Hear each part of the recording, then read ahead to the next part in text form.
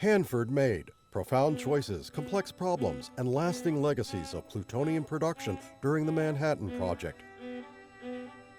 Past clumps of dry brush, a cement facility, a tall smokestack Established in 2015, the Manhattan Project National Historical Park preserves and interprets the nationally significant historic sites, stories, and legacies associated with the top-secret race to develop an atomic weapon during World War II. Stalin, This Roosevelt, massive and Churchill. effort during World War II mobilized scientists, engineers, technicians, laborers, and military personnel from around the country who feverishly worked to push the boundaries of science and engineering to create an atomic bomb before Nazi Germany might do the same. Only a select few of the top scientists knew the purpose of the Manhattan Project. Others toiled in isolation, solely focused on their piece of the secret project. They knew they were helping the war effort, but few could have imagined they were producing materials for the world's first atomic weapons.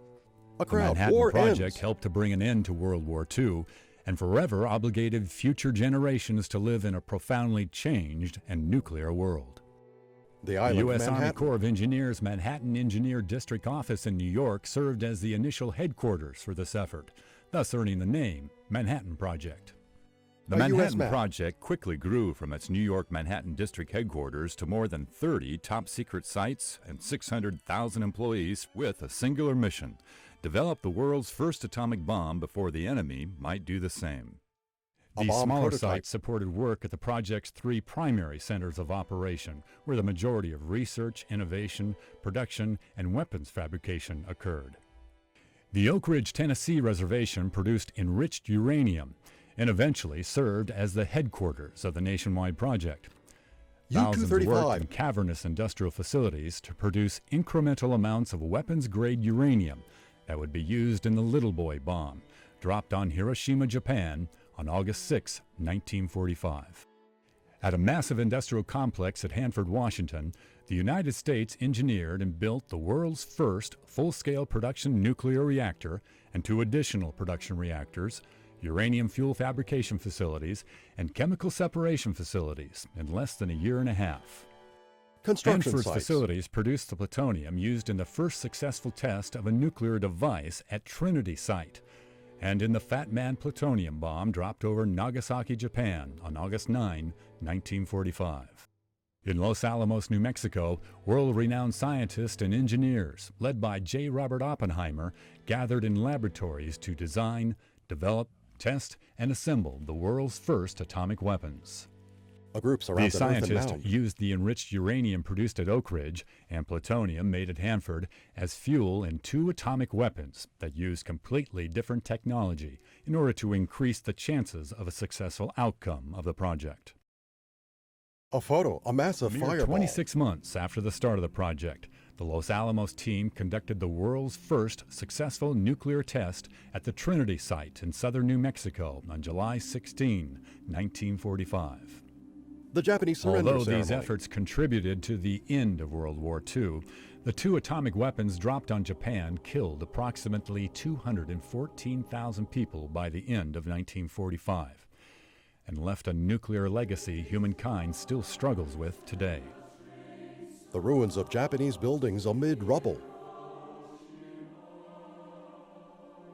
A photo of two scientists in front of a periodic table of elements discovered by Glenn Seaborg and Edwin McMillan and their teams at UC Berkeley in 1940, plutonium moved from a laboratory novelty to an essential component in an atomic weapon seemingly overnight. A group of men physicists and chemists at the Metallurgical Laboratory in Chicago worked to scale up the laboratory process as quickly as possible.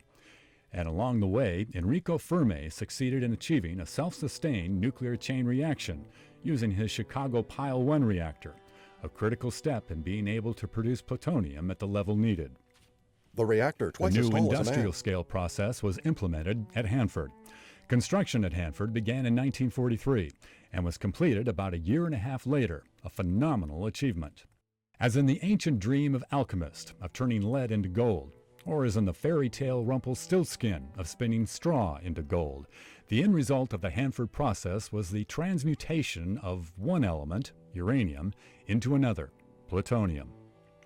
A round disc Through in plastic. careful reactor design, scientists at Hanford achieved a sustained nuclear chain reaction in which uranium-235 was continuously fissioned or split, and thereby providing a continual source of fast neutrons. These neutrons were slowed using graphite as a moderator. The slowed neutrons hit uranium-238 atoms.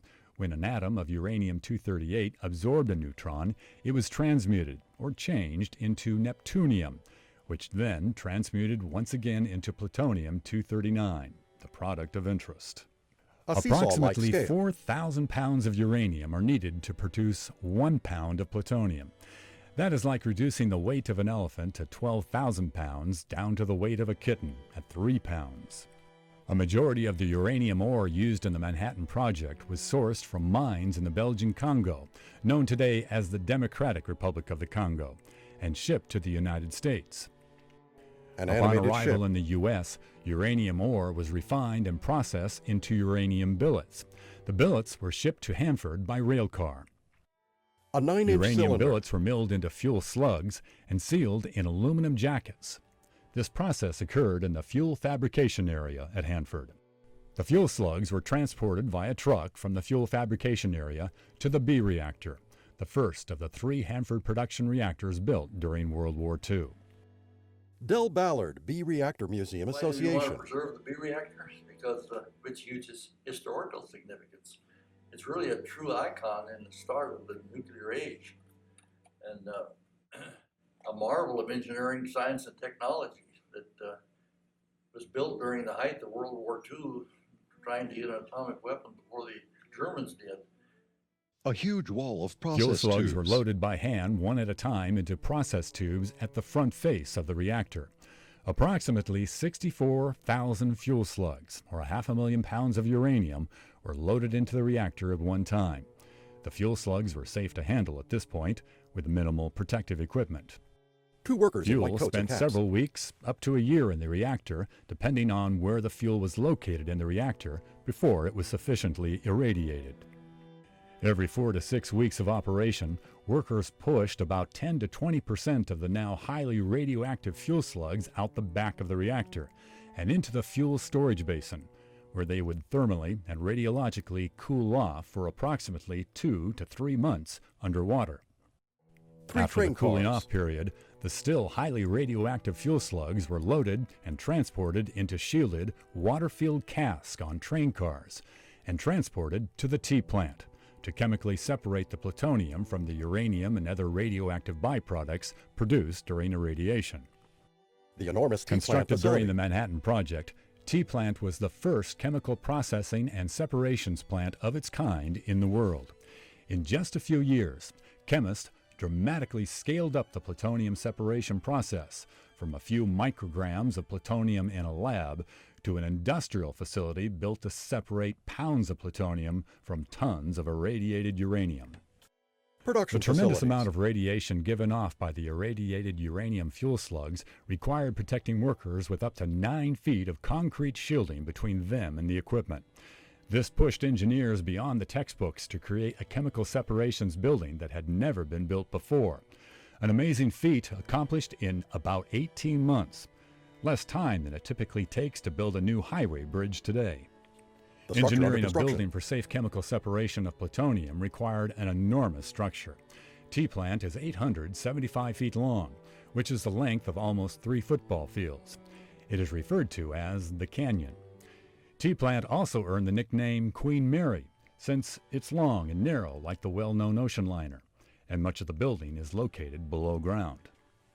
Dissolving the aluminum jacket around the fuel slugs and separating plutonium from the uranium and other radionuclides produced during irradiation requires more than a dozen steps in the chemical separation process. Workers had to manage the entire process remotely by cranes and rudimentary robotics. Steve Buckingham, retired Hanford worker. Operation was a very unique operation, and it took an awful lot of very brilliant engineers to design how this whole thing went together. And it worked. It worked.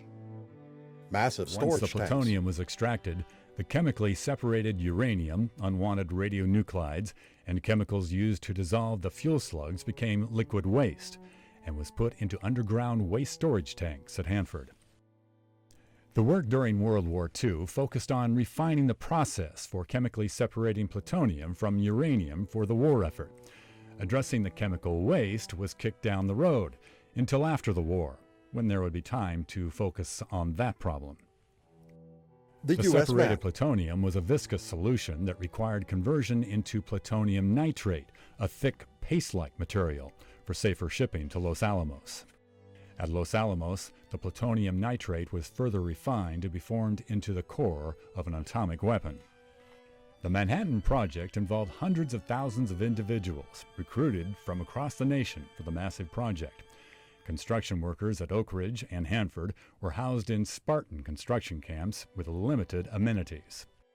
Trailer-like Living facilities. and working at Hanford during the Manhattan Project was not for the faint of heart. Hanford, tucked away in an isolated corner of southeastern Washington, has hot summers, cold winters, and numerous wind and sandstorms that tested the mettle of even the hardiest soul.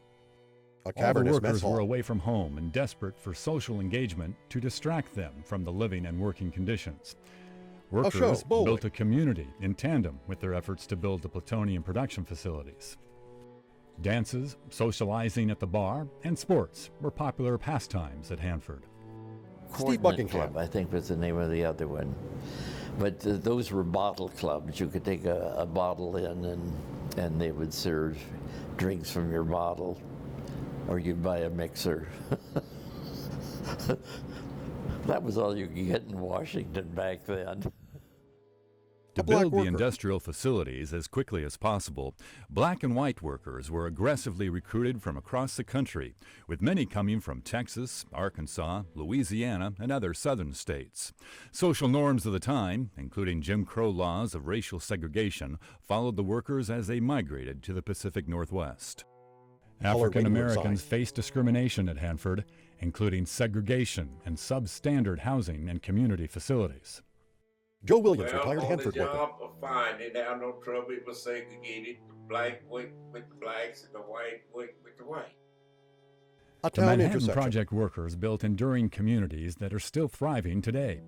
They also achieved profound innovations in science and technology that forever changed the world and created complex new problems, including the environmental consequences of the Manhattan Project. Burying Using waste the same containers. drive, dedication, human ingenuity, and political will that contributed to the success of the Manhattan Project, we too can find solutions to the complex problems we face today, including the unintended consequences and legacies of the Manhattan Project.